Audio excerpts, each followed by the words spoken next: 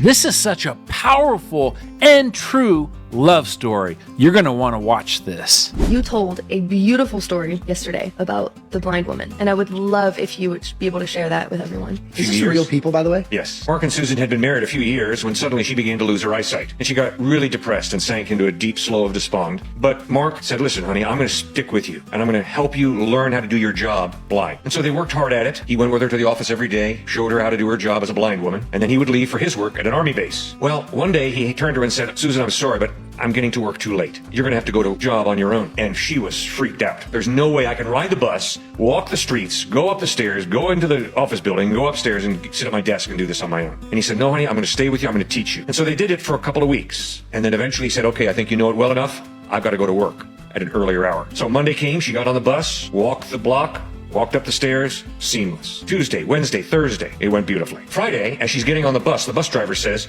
you know, you're a really lucky woman. And she says, stop it. I'm a blind woman. He said, well, yes, ma'am, but every day this week that you've gotten off the bus, there's a man standing on the street corner in a military uniform, and he never takes his eyes off of you.